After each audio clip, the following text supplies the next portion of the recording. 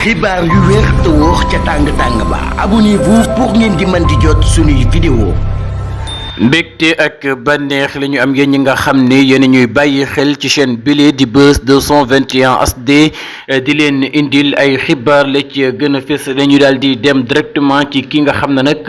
moom moo di Ndeye Khady Ndiaye nekkoon fi patron po kile di Adji Raby Sarr ginnaaw bi nga xamee ne nag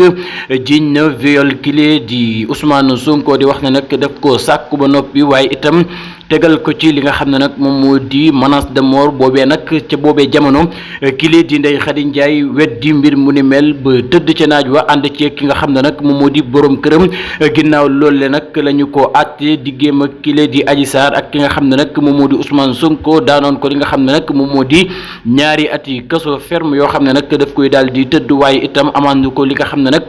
moom moo di 20 millions de francs CFA yoo xam ne nag daf ko war a jox kile di Adji Sarr kile bu ñu sukkandikoo ci ki nga xam ne nag moom moo di sunu naataango bile di Bour News si daal dinay fësal ab xibaar di wax ne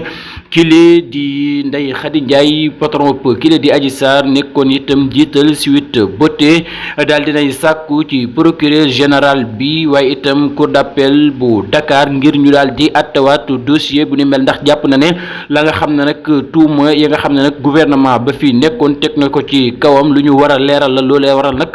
mu daal di koy sàkku ci procureur général bu ñu sukkandikoo ci sunu naataango boobile di ki nga xam ne nag moom moo di Bour News si moom nag mën nañoo jàpp ne kii di ay Ndeye Khady Ndiaye des na ko wuy si ca wooteem boobee waaye bu ñu sukkandikoo ca kàddu yi ki nga xam ne nag moom moo di maître Bamba Cissé moom nag waxoon na fi ci RFM di wax ne nag dossier Adji Sarr kenn mënatu ko tijji ndax loolee mooy daal di wéy am déet ndax kile di ndeyi mbilli gi di Adji Raby Sarr nekkatul ci réew mi la di réewum Sénégal kon nag